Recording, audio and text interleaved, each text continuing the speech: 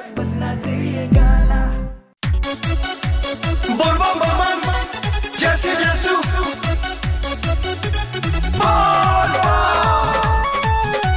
बोल बम बोल बम।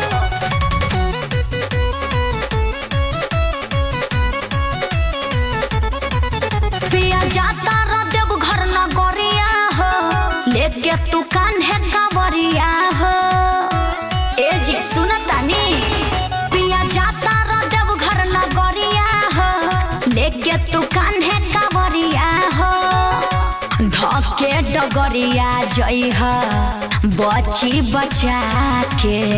अरे समझ गई नु, तनी बचिए के जाए। देखो तनी काम हमारी फैलल बा।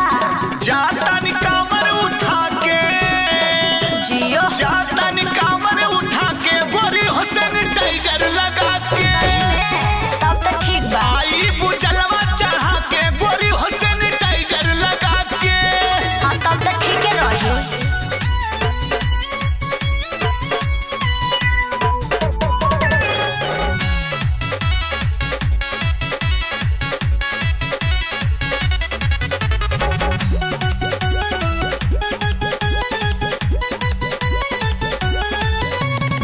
भांग धतूरा पी के पूरा जई हो ना दरबार में। ना ये गोरी कुल्हिया दरही खड़ा ना हो खब कतार में। हाँ सही ध्यान से जाए।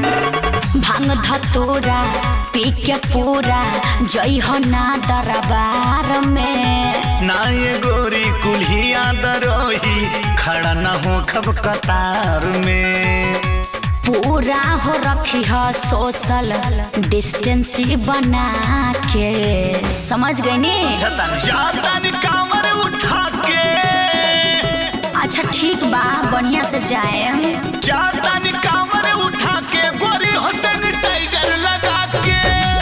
ठीक है बा। आई बुझलवा चढ़ा के गोरी हो सैनिटाइजर लगा के।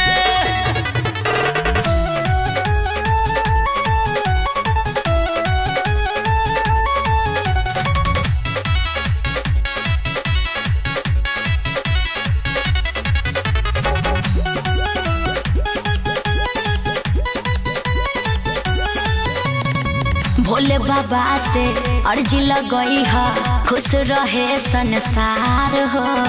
संतोष मधुर खुशलाल करी है बाबा से गुहार हो।